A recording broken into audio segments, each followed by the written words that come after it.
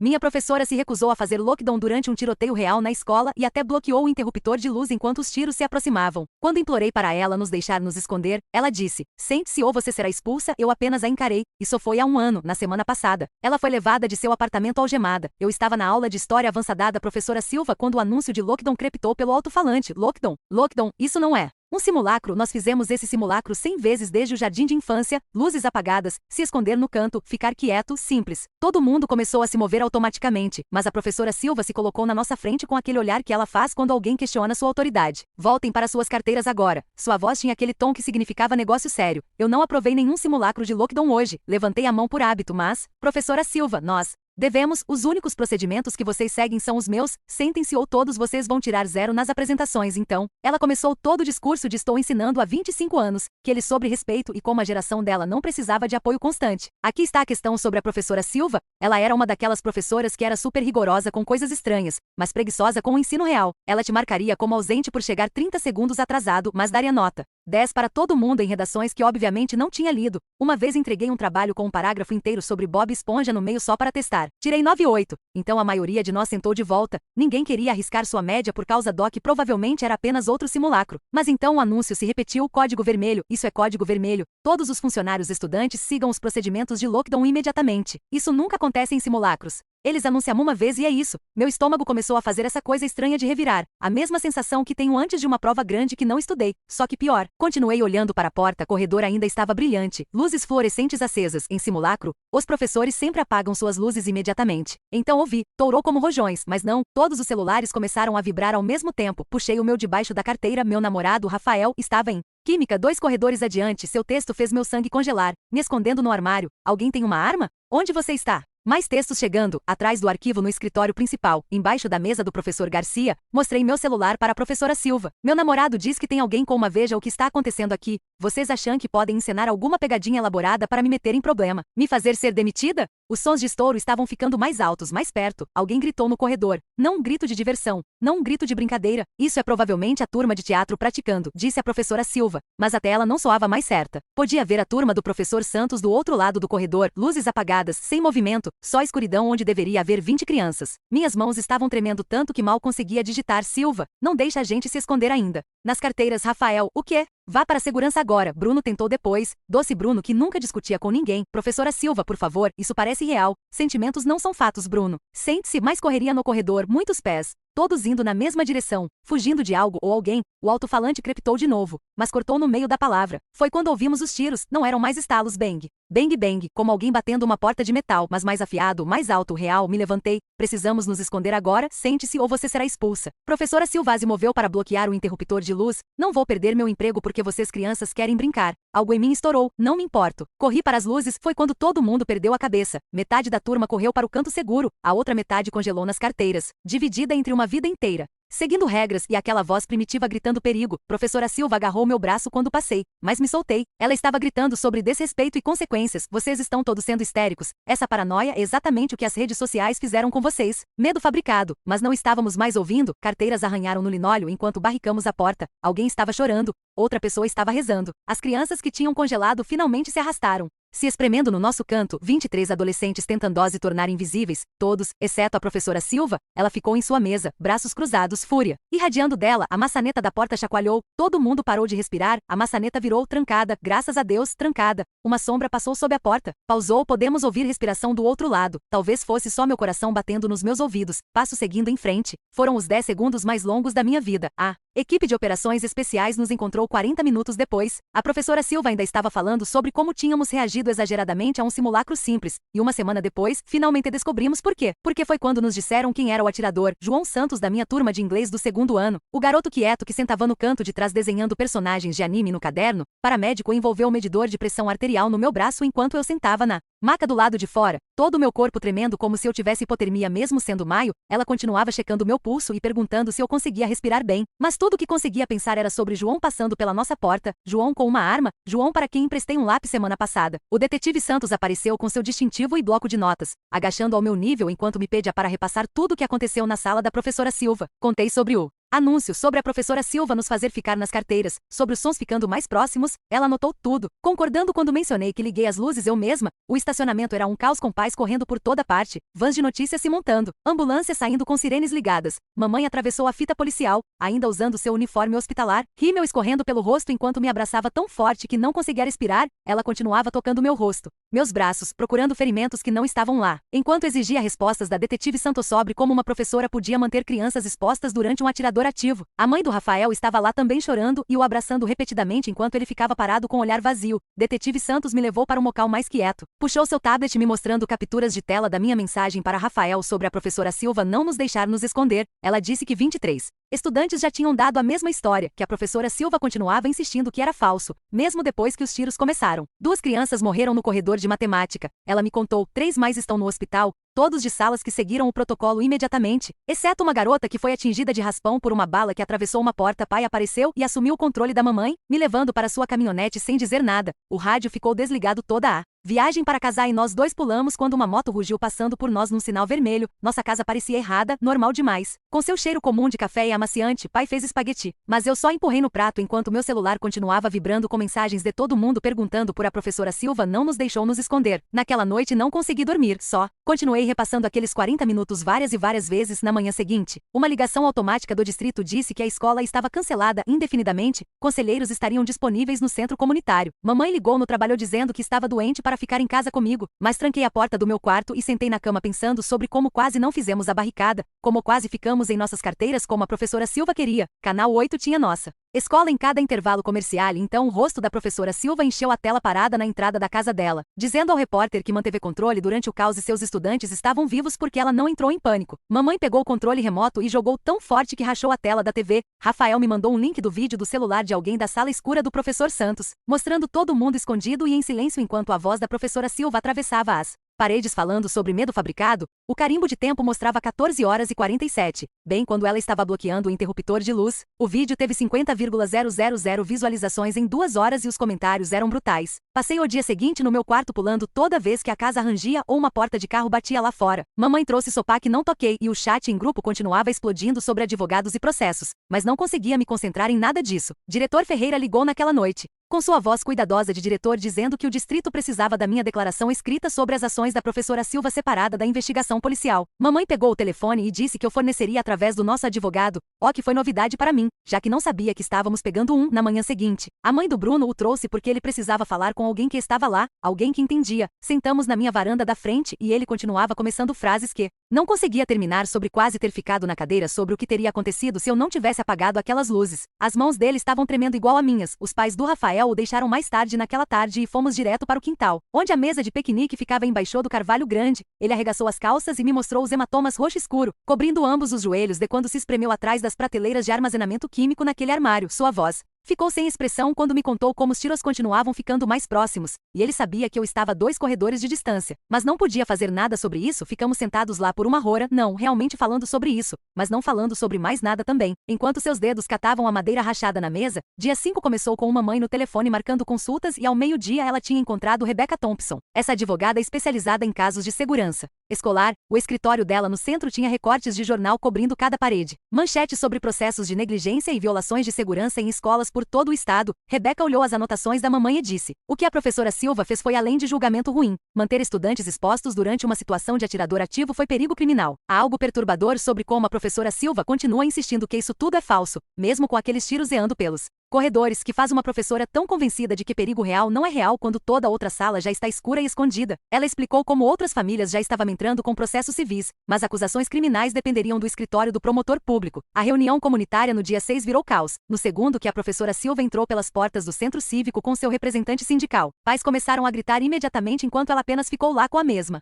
expressão controlada que teve durante o tiroteio, tindo que seguiu seu julgamento profissional. Alguém jogou uma garrafa d'água que atingiu a parede atrás dela e guardas de segurança tiveram que formar um círculo ao redor dela para tirá-la de volta. A detetive ligou naquela mesma noite com uma pergunta que fez todo o meu corpo ficar frio, perguntando se a professora Silva já tinha mencionado João Santos na aula, já que ele foi estudante dela 3 anos atrás. João Santos era um nome que todo mundo Sabia através de sussurros e mensagens em grupo, mas as notícias ainda não diriam. Dia 7 manhã. Finalmente me forcei a tomar banho e trocar de roupa que estava usando há dias. Pai estava no fogão fazendo panquecas como qualquer outro domingo, mas nós dois pulamos quando a campainha tocou, apenas o entregador deixando um pacote. Mas aquela fração de segundo de pânico estava se tornando nossa nova normalidade. Naquela noite, as notícias finalmente confirmaram o que todo mundo já sabia, mostrando a foto do João de quando se formou, esse garoto quieto que eu vagamente lembrava do meu primeiro ano. O anâncora derrubou a bomba real, dizendo que Santos tinha registrado uma queixa formal contra a professora Patrícia Silva 3 anos atrás por abuso psicológico. Mamãe pegou o celular imediatamente para ligar para a nossa advogada enquanto papai procurava através de registros online por qualquer rastro da queixa do João. Encontramos uma transcrição de reunião do Conselho Escolar de 2021 mencionando uma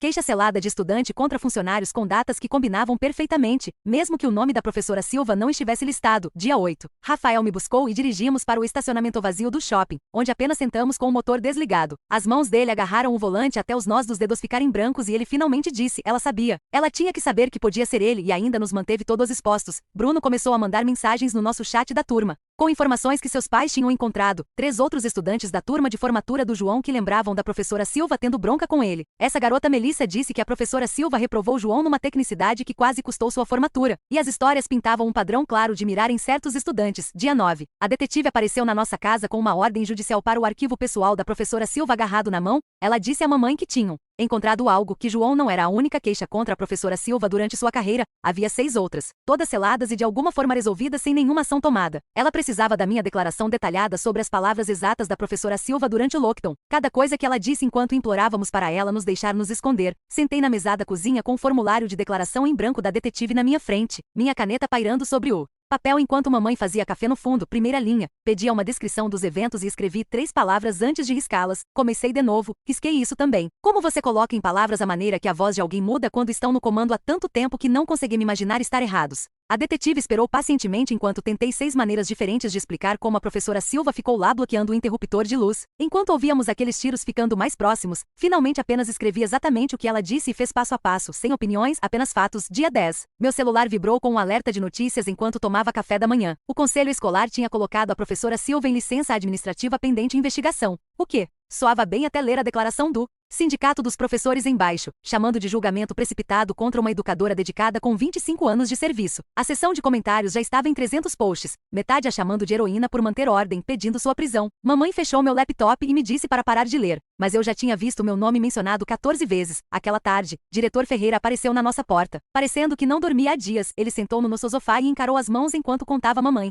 sobre as queixas ao longo dos anos, pais dizendo que a professora Silva era rígida demais, dura demais, mas ela tinha estabilidade e seus estudantes tiraram boas notas em testes, então nada nunca acontecia. Sua voz quebrou quando mencionou as 2 crianças que não conseguiram sair. Dia 11 começou com meu telefone explodindo às 6 da manhã porque alguém tinha vazado o manifesto do João para um site de notícias antes do FBI poder bloqueá-lo. 3 páginas inteiras sobre a professora Silva, como ela o reprovou na tese de formatura por uma nota de rodapé faltando, como aquela nota o manteve fora da Universidade dos Sonhos. Como ela riu quando ele pediu uma chance de consertar, os detalhes me deram arrepios, datas e horários e conversas que ele gravou secretamente, construindo seu caso de por que ela merecia o que estava vindo. Nossa advogada Rebeca marcou uma reunião de emergência naquela noite com todas as 23 famílias da salada professora Silva, espremidas numa sala de conferência do Holiday Inn. Ela ficou na frente com uma pilha de papéis e derrubou a bomba de que o distrito escolar sabia sobre a fixação do João na professora Silva, que seu terapeuta tinha mandado um aviso 2 meses antes do tiroteio. A sala explodiu com pais gritando e chorando e exigindo respostas enquanto Rebeca tentava explicar sobre leis de denúncia obrigatória e responsabilidade. Dia 12. Acordei com 47 notificações do Instagram porque a professora Silva tinha ido a algum podcast chamado Verdade na Educação e passou uma hora se pintando como vítima da cultura woke e histeria adolescente. Ela realmente usou meu nome completo, me chamou de estudante problemática com questões de presença, distorceu o funeral da minha avó em mim, matando aula por diversão. O apresentador continua concordando com ela, dizendo: crianças hoje são fracas, não conseguem lidar com a estrutura, precisam de espaços seguros em vez de educação real. Rebeca entrou com ordem de cessar e desistir em 2 horas, mas o episódio já tinha sido baixado 12,000 mil vezes. Meu Instagram se encheu de estranhos me chamando de mentirosa, buscadora de atenção, TRZ de crise. Alguém encontrou o número de trabalho da mamãe no hospital, começou a ligar para o posto de enfermagem, perguntando se ela estava orgulhosa de criar uma filha que destrói vidas de professoras. É dia 13, Rafael veio com seu saco de dormir e ficou no chão do meu quarto, porque nenhum de nós conseguia mais lidar com ficar sozinho. Ficamos lá no escuro às 3 da manhã, ambos bem bem acordados, encarando o nada. Ele continuava repassando aquele dia, como podia ter puxado o alarme de incêndio da sala de química, como isso teria evacuado todo mundo antes do João sequer começar, e se estavam nos devorando, mas não havia nada a dizer que faria melhor. O marido da professora Silva, que vendia imóveis por toda a cidade, começou um GoFundMe para sua defesa legal na manhã seguinte, que chegou a R$ 30 em 6 horas. A descrição chamava isso de caça às bruxas contra uma professora dedicada, incluía fotos dela em formaturas com ex-estudantes que se tornaram médicos e advogados, cuidadosamente deixando de fora qualquer um que não se encaixasse na narrativa. Pessoas de 3 estados estavam doando e deixando comentários sobre como liberais estão destruindo a educação. Dia 14, a mãe do Bruno ligou para dizer que estavam saindo da ação legal em grupo, sua voz tremendo enquanto explicava que a empresa de construção do pai do Bruno tinha perdido 3 contratos grandes sem explicação. Continuava dizendo que não podiam provar que estava conectado, mas todo mundo sabia que o cunhado da professora Silva dirigia a maior empresa de desenvolvimento da cidade e jogava golfe com metade do conselho municipal. Daniel Correia da minha série me encontrou no café naquela tarde, seu telefone já fora e tremendo na mão enquanto deslizou para o assento à minha frente. Ele estava se escondendo no escritório principal durante tudo, pressionado atrás da mesa da secretária, onde podia ver o monitor de segurança, e tinha gravado a coisa toda no telefone sem nem pensar nisso. O vídeo estava granulado, mas claro, o suficiente para ver a professora Silva andando pelo corredor 30 segundos depois dos primeiros tiros, não correndo, não se abaixando, apenas andando como qualquer outro dia entre as aulas, enquanto a porta do professor Santos já estava barricada e a professora Garcia tinha as crianças se escondendo embaixo de carteiras. Daniel encaminhou para a detetive Santos bem na minha frente, seus dedos se movendo tão rápido que continuavam errando botões. Dia 15 voltei para a terapia pela primeira vez desde o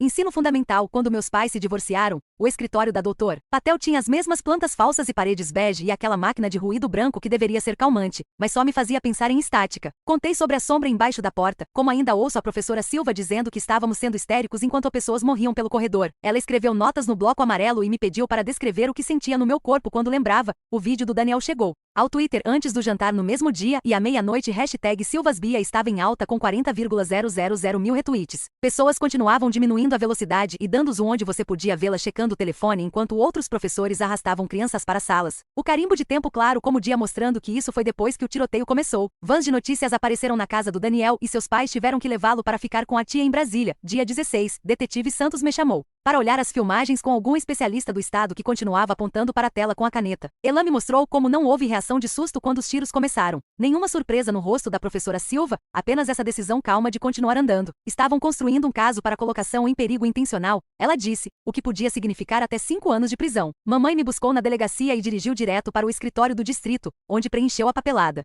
para me tirar para a educação dominier. Professora Silva andando calmamente pelo corredor enquanto outros professores barricavam portas. É o tipo de detalhe que faz advogados esfregarem as mãos, companhias de seguro, alcançarem seus talões de cheque. Ela tirou 3 semanas de férias que estava guardando há anos e me disse que não se importava com minhas candidaturas universitárias. Ela se importava com eu estar viva e nós duas acabamos chorando na cozinha enquanto o macarrão transbordava no fogão. Dia 17. O advogado da professora Silva fez essa grande coletiva de imprensa nos degraus do tribunal, com 3 de seus ex-estudantes parados atrás dele de terno. Um era senador estadual, agora que continuava falando sobre julgamento precipitado e prometeu investigar a investigação, enquanto o advogado alegava que o vídeo era manipulado e exigia análise independente. Os pais do Rafael não esperaram nada disso e o transferiram para a escola particular Santa Maria no mesmo dia. A mãe dele, explicando que não podiam esperar o sistema resolver isso, ele me mandava mensagens constantemente da nova escola, se sentindo culpado por sair. Mesmo eu continuando dizendo para ele ir sair enquanto podia, nossos telefones se tornaram essa linha de vida. Nós dois acordando às 3 da manhã e mandando mensagens um para o outro só para ter certeza que o outro ainda estava lá. Dia 18. Não consegui dormir de novo. Então comecei a pesquisar a professora Silva no Google e encontrei essa thread antiga do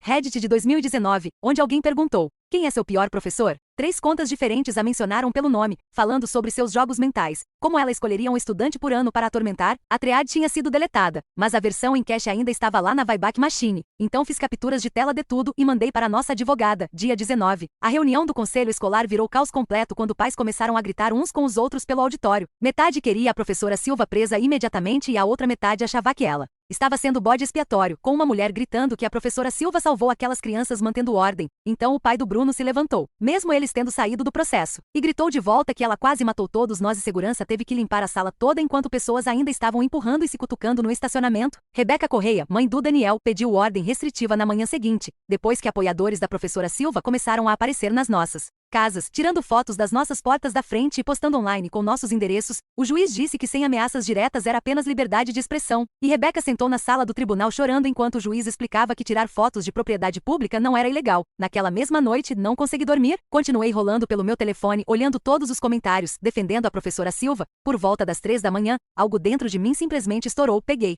meu laptop e comecei a puxar as gravações de áudio daquele dia que as notícias tinham liberado. A linha do tempo era registro público agora, graças à investigação. Sincronizei as palavras exatas da professora Silva com os sons de tiros no fundo, configurando meu telefone contra o abajur da mesa. Apertei gravar e apenas comecei a ler da transcrição. Eu não aprovei nenhum simulacro de lockdown, bem, o dos alto-falantes do laptop. Sentem-se ou todos vocês vão tirar 0, bem, minhas mãos estavam tremendo, mas continuei através de cada coisa que ela disse enquanto crianças morriam pelo corredor. Quando postei no TikTok às 4:17 da manhã, não esperava nada. Ao meio-dia tinha 2 milhões de visualizações e subindo rápido. Outras crianças da escola começaram a fazer seus próprios vídeos, mostrando o que seus professores fizeram. Professora Garcia do espanhol teve todo mundo embaixo de carteiras em 8 segundos. Professor Santos teve a turma inteira no armário de material antes do segundo anúncio. Técnico Williams literalmente carregou 2 calouros que congelaram para a sala de equipamentos. Todo professor, exceto a professora Silva, teve seus estudantes escondidos em 30 segundos. As hashtags explodiram em cada plataforma. Professores salva-me estudantes. Mostrava heróis enquanto Silva escolheu o controle. Mostrava a nossa sala ainda sentada em carteiras enquanto tiros eavam. Naquela noite, por volta das 2 da manhã, Rafael apareceu na minha casa sem aviso. A mãe dele o encontrou tendo ataque de pânico no banheiro e o trouxe. Sentamos na minha garagem até o sol nascer. Compartilhando fones de ouvido e ouvindo playlists antigas de antes de tudo mudar, ele continuava sussurrando a mesma coisa várias e várias vezes como uma oração. O escritório do promotor público marcou coletiva de imprensa na manhã seguinte. 23 acusações de colocação em perigo imprudente de menor. Uma para cada estudante na nossa turma. Professora Silva se entregou usando terno azul marinho com todos seus prêmios de ensino pregados na jaqueta como medalhas. As câmeras pegaram cada segundo enquanto ela subia aqueles degraus do tribunal com o queixo alto e esse sorriso pequeno no rosto. A audiência de fiança aconteceu naquela tarde e o juiz estabeleceu em R$ 50.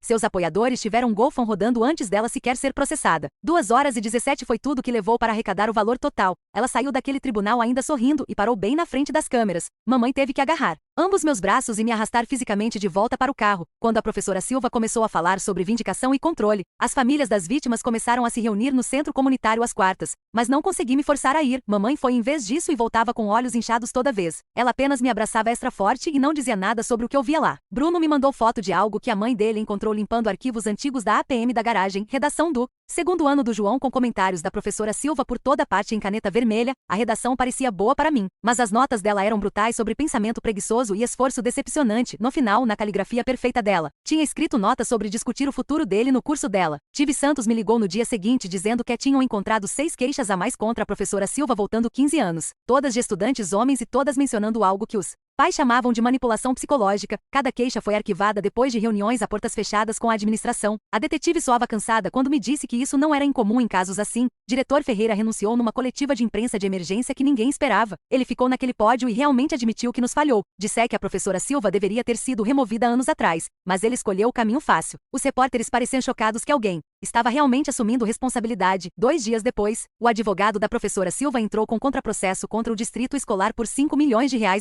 Alegavam que o distrito estava fazendo dela bode expiatório para suas próprias falhas de segurança. Meu telefone vibrou com um alerta de notícias enquanto estava na sala de espera da terapeuta e realmente ri alto da audácia. No dia seguinte, Rebeca marcou reunião no centro comunitário. Todas as 23 famílias aparecem. Ela ficou na frente com pilhas de papéis e começou a distribuí-los enquanto explicava que não estávamos apenas nos defendendo mais, estávamos entrando com queixas criminais no Conselho Estadual e lançando o processo federal de direitos civis. Pais estavam assinando papéis e trocando números de telefone enquanto a assistente da Rebeca tomava notas no laptop. Naquela noite não consegui dormir, então comecei a escrever tudo num caderno velho que encontrei na gaveta da mesa. Cada palavra que a professora Silva disse durante aqueles 47 minutos foi para a página. O jeito que ela bloqueou o interruptor de luz, como nos ameaçou com zeros e expulsão enquanto tiros ficavam mais próximos. Patel disse: escrever ajuda a processar trauma, mas parecia mais como construir um caso. 3 dias depois, meu telefone começou a explodir com notificações sobre esse site novo. Um grupo de ex-estudantes da professora Silva tinha criado algo chamado Sobreviventes da Sala 203. Cliquei no link e vi depoimento após depoimento.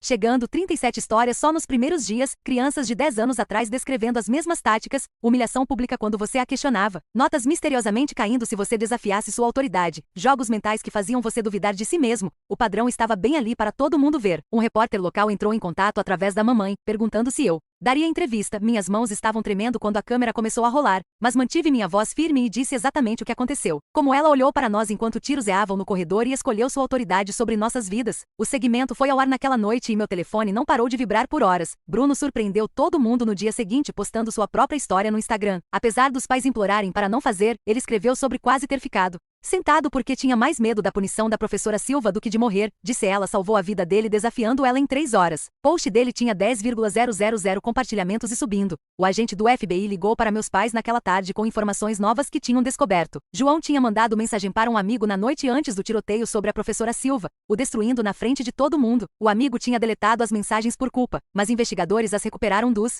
servidores da operadora. As mensagens eram explícitas sobre os planos do João e seu ódio específico pela professora Silva. 2 dias depois, notícias saíram que o marido da professora Silva tinha pedido divórcio e se mudado no meio da noite. Documentos do tribunal mostraram que ele estava planejando há meses. Mas o tiroteio acelerou sua linha do tempo. Até o próprio marido estava abandonando o navio. Tive que voltar para a escola para pegar minhas coisas, já que o semestre estava terminando. Sala 203 ainda estava lacrada com fita de cena de crime na porta. O corredor parecia errado e cheirava a limpador industrial tentando cobrir outra coisa. Peguei minhas coisas do armário o mais rápido possível enquanto Rafael esperava no estacionamento com o carro ligado. A acusação trouxe essa especialista chamada Dr. Catarina Moura, que se especializava em resposta a crises. Ela passou 3 dias revisando tudo e sua conclusão foi brutal. Professora Silva violou cada protocolo estabelecido e mostrou negligência grave que diretamente colocou nossas vidas em perigo. Apoiadores da professora Silva, arrecadando R$ 50 em apenas 2 horas. Me faz pensar quem exatamente tem esse tipo de dinheiro e motivação para defender uma professora que manteve crianças sentadas durante tiros. O relatório dela eram 50 páginas de linguagem profissional, basicamente dizendo que a professora Silva escolheu controle sobre crianças. Então, apoiadores da professora Silva decidiram organizar manifestação no tribunal,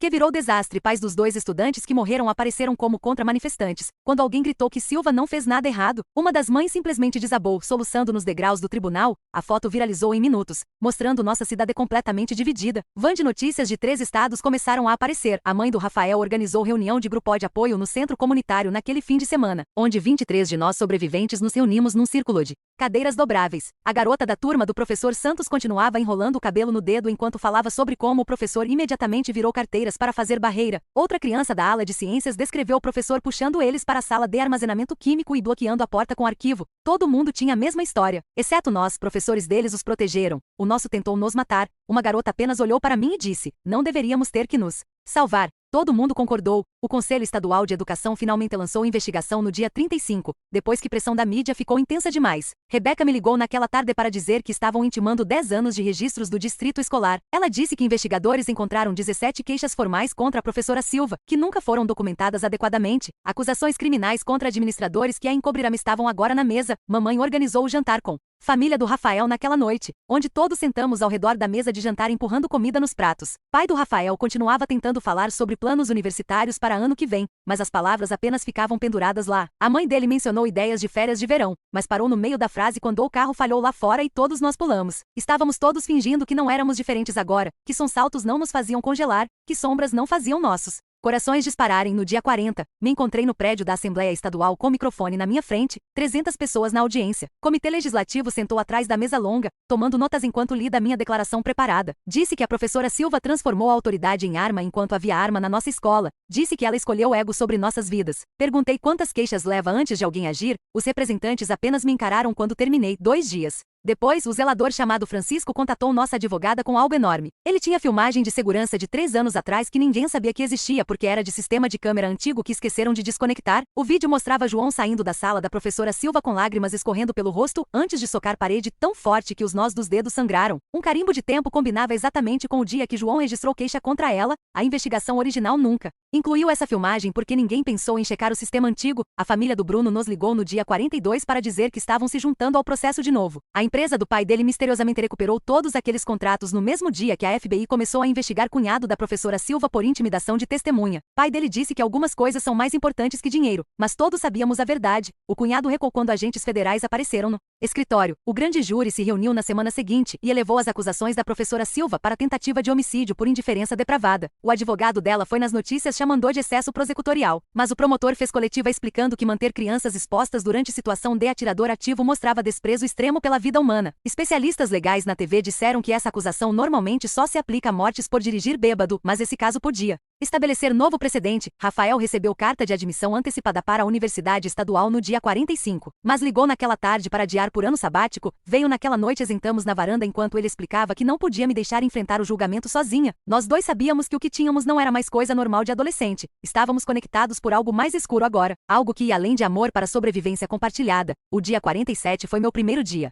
Bom, desde o tiroteio, passei 6 horas inteiras sem pensar nisso enquanto ajudava a mamãe a reorganizar a garagem. Então a culpa me atingiu como caminhão. Como eu podia esquecer mesmo por minuto quando 2 crianças estavam mortas? Sr. Patel disse que cura não é linear durante nossa sessão, mas parecia traição, parecia que estava abandonando as crianças que não conseguiram sair. Conselho Estadual fez audiência no dia 50 para revogar licença de ensino da professora Silva. Ela apareceu de terno preto, alegando que isso era linchamento de educadora dedicada, quando mostraram depoimentos de 37 ex-estudantes descrevendo o comportamento dela. Ela os chamou de crianças fracas que não conseguiam lidar com padrões altos. Vários membros do conselho visivelmente se afastaram dos microfones. A mulher conduzindo a audiência teve que pedir ordem 2 vezes. Quando a professora Silva começou a gritar sobre cultura do cancelamento, votaram unanimemente para revogar licença permanentemente e encaminhar um caso para procurador-geral para acusações adicionais relacionadas à colocação de criança em perigo durante carreira inteira. As próximas semanas passaram num borrão de reuniões legais e sessões de terapia até detetive Santos me ligar no dia 52 com notícias que fizeram minhas mãos tremerem tanto que derrubei telefone. Ela estava cavando através de arquivos pessoais antigos no escritório do distrito. Quando encontrou pasta lacrada de 2009 sobre transferência da professora Silva da escola Westfield, a estudante lá tinha tentado se matar e deixado o bilhete de 3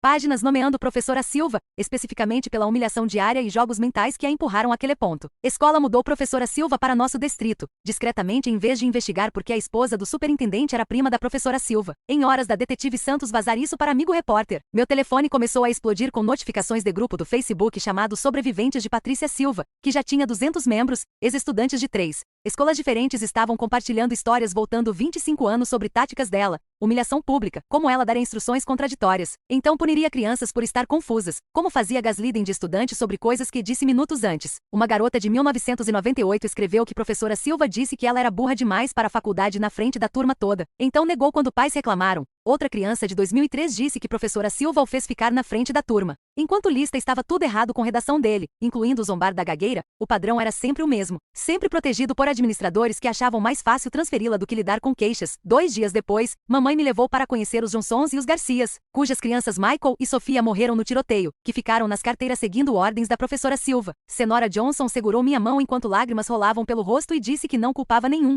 de nós sobreviventes. Voz do senhor Garcia quebrou quando me disse: nós lutamos para nos salvar enquanto as crianças deles nunca tiveram chance porque seguiram regras. Sentamos na sala deles chorando juntos por 1 hora, olhando fotos de Michael e Sofia no baile apenas 3 semanas antes de morrerem. Rebeca ligou naquela tarde com atualizações sobre a estratégia da acusação e o que ela me disse me fez correr para banheiro vomitar. Tinham evidência de que professora Silva sabia que João provavelmente estava mirando nela baseado em incidentes anteriores, onde ele a confrontou depois da aula, mas deliberadamente nos manteve expostos como forma de tortura psicológica. Os promotores iam argumentar que ela nos usou como escudos humanos para a ego dela, que preferia arriscar nossas vidas do que admitir que estava errada sobre Lockton. A verdade era mais horrível que qualquer coisa que imaginamos, que ela nos viu como adereços no jogo de poder dela, mesmo com o atirador no prédio, no dia 56. Advogados do distrito escolar estavam em modo pânico total e ofereceram um acordo de 30 milhões de reais dividido entre todas as famílias, não admitindo erro, mas reconhecendo falhas na supervisão. Algumas famílias aceitaram imediatamente porque não podiam bancar anos de batalhas legais, mas meus pais e 12 outras famílias seguraram por justiça criminal, não apenas dinheiro. Rafael me buscou 2 dias depois para visitar o memorial que tinha crescido em frente à escola, centenas de flores e ursinhos de pelúcia, e fotos cobrindo degraus da frente. Alguém tinha deixado cópia do manual estudantil com procedimentos de Lockton marcados em amarelo, bilhete anexado que dizia: essas regras salvam vidas. Quando professores a seguem, ficamos parados de mãos dadas, lendo todas as mensagens que pessoas tinham deixado. Quando Rafael viu algo que o fez apertar meus dedos tão forte que doeu. Entre 2 coroas de flores estava a cópia impressa do manifesto do João que equipes de defesa tinham acabado de ter acesso.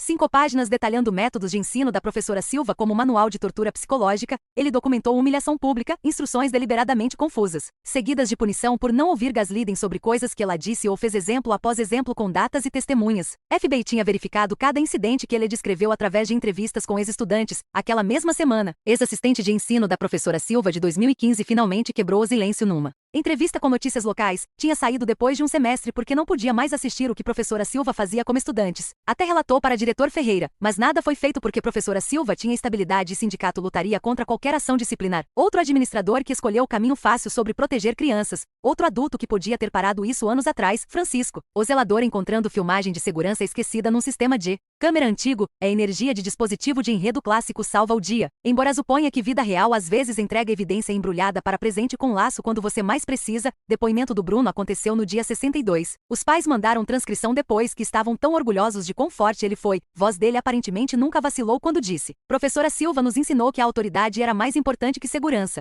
mas naquele dia ensinei todo mundo que sobrevivência é a única coisa que importa. Promotor perguntou se ele me culpava por desafiar professora Silva e Bruno disse que eu era a única adulta naquela sala que agiu como uma. Que garota de 17 anos mostrou mais liderança que mulher com 25 anos de experiência de ensino. FBI apareceu na casa do cunhado da professora Silva na manhã seguinte com mandado por intimidação de testemunha e obstrução da justiça depois de pegarem ele numa gravação, ameaçando parceiros de negócios do pai do Bruno se Bruno não mudasse. Testemunho, rede apoio inteira dela estava desmoronando enquanto pessoas percebiam os cumprimentos que ela foi para se proteger, contratando investigadores particulares para escavar sujeira sobre famílias de estudantes, fazendo o cunhado pressionar qualquer um que pudesse testemunhar contra ela. 2 semanas depois, sentei na mesa da cozinha com Rebeca, promotora, espalhando páginas de notas para minha declaração de impacto da vítima. Ela empurrou o bloco legal para mim e disse para não me segurar. Porque júri precisava entender tudo que professora Silva fez naquele dia. Rafael sentou ao meu lado, mão no meu joelho debaixo da mesa. Enquanto escrevi sobre como ela nos manteve nas carteiras enquanto o atirador andava pelos corredores, escrevi até minha mão queimar, então digitei no laptop. Então escrevi mais palavras saíram raivosas primeiro, depois tristes, depois apenas cansadas. Rebeca leu meu rascunho e concordou. Me disse que isso ajudaria a júri verade. 2 dias depois, escrivão do tribunal ligou para dizer que julgamento estava marcado para 3 meses, 3 meses inteiros de espera. Tentei voltar para coisas normais, como preparação para vestibular, candidaturas universitárias. Mas como você escreve sobre objetivos futuros quando quase não teve futuro? A redação do vestibular perguntava sobre o desafio que superei e apenas encarei página em branco por horas. Então, no dia 70, meu telefone explodiu com mensagens do Bruno. Professora Silva tinha mandado e-mail para pais dele, dizendo que filho estava confuso sobre o que aconteceu e sugerindo que conseguissem terapia para ajudá-lo a lembrar corretamente. Promotor aprendeu em 2 horas. Vans de notícias apareceram na casa dela, pegaram ela sendo levada algemada enquanto gritava sobre ser perseguida por manter ordem. Juiz marcou a audiência de emergência na manhã seguinte. Sentei na galeria, assistindo o promotor mostrar e-mail explicar como professora Silva tinha violado condições da fiança contatando testemunhas. Juiz nem deixou o advogado dela terminar argumento antes de revogar fiança. Oficiais do tribunal se moveram em direção a ela e ela se levantou rápido, derrubando o copo d'água. Pela primeira vez desde tudo começar, vi medo real nos olhos dela enquanto colocava algemas. Ela olhou direto para mim enquanto a levavam pela galeria. Pude ver bater nela que não estava mais no controle. 2 noites depois, mamãe me encontrou na mesa da cozinha às 3 da manhã, cercada de rascunhos de redação universitária. Minha redação do vestibular era sobre dia que escolhi sobreviver, apesar das ordens da professora. Mamãe leu por cima do ombro e disse que não precisava escrever sobre isso se fosse difícil demais. Disse que precisava porque era quem eu era agora. Nós duas sabíamos que nunca seria a pessoa que era antes daquele dia. Julgamento começou 3 meses depois, numa manhã fria de segunda. Declaração de abertura do promotor incluiu tocar áudio do meu telefone que estava gravando para projeto de aula. Você pôde ouvir tiros ficando mais próximos, estudantes chorando e voz da professora Silva clara como dia dizendo que estávamos sendo histéricos e fabricando medo. Vários jurados colocaram mão sobre bocas. Professora Silva sentou na mesada defesa de terno cinza, ainda agindo como se fosse vítima. No dia seguinte, testemunhei por 4 horas diretas. O promotor me levou através de cada segundo daqueles 47 minutos, me fazendo descrever onde todo mundo estava sentado. Que professora Silva disse. Como ela bloqueou. Interruptor de luz, advogado dela tentou me fazer parecer como alguma criança rebelde que só não gostava de autoridade. Mas mantive calma e apenas continuei repetindo fatos. Quando perguntou por desafiei ordem direta de professora, olhei para a júri e disse que escolhi viver enquanto ela escolheu ego. Ninguém disse nada por uns 10 segundos. No dia 3, Rafael subiu ao banco de testemunhas e falou sobre receber meus textos sobre esconder naquele armário, sabendo que eu estava em perigo. Voz dele quebrou quando descreveu o momento que pensou que eu estava morta, porque parei de responder. Advogado da professora Silva objetou, chamando de manipulação emocional. Mas juiz disse que júri precisava entender trauma que ela causou, mantendo estudantes expostos. Rafael teve que fazer 3 pausas para se recompor. Dia 4 mudou tudo. A acusação tinha melhorado o áudio da filmagem de segurança usando alguma tecnologia do FBI e você pôde ouvir coisas que não conseguíamos distinguir antes. Carimbo de tempo 9 horas e 47. Logo depois dos primeiros tiros, voz da professora Silva veio cristalina. Se isso é real, eles merecem o que conseguirem por não me respeitarem. Jurado realmente ofegou alto. Até advogado dela pareceu chocado porque isso não estava em nenhum material de descoberta. Juiz juiz teve que decretar recesso quando pais na galeria começaram a gritar. Dia 5, professora Silva decidiu testemunhar contra conselho do advogado, sentou no banco de testemunhas, insistindo que manteve ordem perfeita que nunca estivemos em perigo real, que estava sendo perseguida por ter padrões, disse que estava nos protegendo de pânico e que correr seria mais perigoso. Promotora deixou falar por 20 minutos, então fez uma pergunta que fez tribunal inteiro ficar silencioso. Você reconheceu a voz do João Santos quando ele estava no corredor fora da sua sala? Professora Silva congelou completamente, boca abrindo e fechando como peixe, depois de talvez 15 segundos. Sussurrou sem tribunal explodiu com pessoas gritando e chorando e juiz teve que bater martelo várias vezes para ter controle. Promotor se levantou devagar depois que ficou quieto de novo e andou direto para a cara da professora Silva. Ela fez pergunta que todo mundo estava pensando, mas ninguém queria ouvir alto. Professora Silva sabia que era João Santos naquele corredor, o mesmo João Santos que registrou 3 queixas contra ela ano passado. Mão da professora Silva começou a tremer e o rosto foi de vermelho para branco para cinza em cerca de 5 segundos. Tribunal inteiro prendeu respiração esperando resposta. Finalmente ela rachou e começou a gritar sobre como João precisava aprender respeito, assim como todos nós. Membros do júri se olharam com bocas abertas e senhora na fileira de trás começou a chorar. 3 semanas depois, todos voltamos para dia do veredicto e você podia sentir tensão como eletricidade no ar. Júri levou 6 horas para decidir, mas quando voltaram a acharam culpada de tudo, 23 acusações de colocar crianças em perigo, mais algo chamado indiferença depravada que soava ainda pior. Professora Silva caiu na cadeira quando leram pela primeira vez, parecia assustada em vez de zangada. Juiz disse que ela podia pegar até 25 anos e famílias das 3 crianças que morreram começaram a soluçar. 2 semanas depois disso, tive que ler minha declaração de pacto da vítima. Na sentença minhas mãos estavam suando tanto que mal conseguia segurar papel, mas me forcei a olhar para ela enquanto falava. Disse que ela me ensinou que estar no comando sem ser inteligente sobre isso era perigoso, que tentar controlar pessoas sem se importar com elas era apenas ser malvada. Disse que carregaria aqueles 47 minutos comigo para sempre, mas ela teria que carregar o que escolheu fazer. Juiz deu 18 anos com chance de liberdade condicional depois de 12 quando guardas colocaram algemas nela. Ela se virou para todos nós e disse que estava apenas mantendo padrões. Mesmo então, ela não entendeu, talvez fosse a pior parte de tudo. Um mês depois, Rafael e eu Centrodele, assistindo trabalhadores instalarem novos detectores de metal e câmeras na escola, éramos diferentes, agora unidos pelo que aconteceu, mas também apenas diferentes por dentro. Rafael pegou minha mão e disse, sobrevivemos, e desta vez não era pergunta. Bruno foi à reunião do conselho escolar naquela primavera e deu discurso incrível sobre consertar como lidam com queixas de professores. Voz dela era forte e clara, nada como criança assustada que quase ficou na cadeira naquele dia. Disse, nenhum estudante deveria ter que escolher entre notas e ficar vivo. Comecei na universidade estadual, naquele outono, estudando política educacional, porque alguém precisa consertar essas coisas. Minha colega de quarto não sabia sobre o que aconteceu e por algumas semanas eu era apenas Bruna em vez da garota do tiroteio. Parecia bom, mas também estranho manter essa coisa enorme dentro de mim. Reabriram sala 203 como sala memorial em novembro. Pediram para eu falar na cerimônia. Ficaram onde professora Silva costumava ficar. Parecia tão estranho. Mas disse a todo mundo que proteger crianças não é apenas sobre fechaduras e simulacros, é sobre ouvir quando dizem que algo está errado. Mamãe me levou para casa nas férias de inverno e passamos pela escola onde crianças estavam jogando basquete como se nada tivesse acontecido lá. Disse que pareciam tão novas e ela disse que todas éramos naquela época. Nós duas sabíamos que nunca seria tão nova de novo. Porque a inocência era outra coisa que morreu naquele dia. Rafael e eu nos encontramos no nosso café antigo quando estávamos em casa da faculdade para feriados. Ainda checávamos onde eram saídas e pulávamos quando alguém derrubava a bandeja, mas estávamos aprendendo a viver com isso. Rafael segurou minha mão e disse que estávamos escrevendo novos capítulos agora, o que soava piegas, mas também era verdade. Cicatrizes sempre estariam lá, mas éramos mais do que o que aconteceu na sala 203. Éramos as crianças que se recusaram a ficar nas cadeiras quando levantar significava ficar vivos.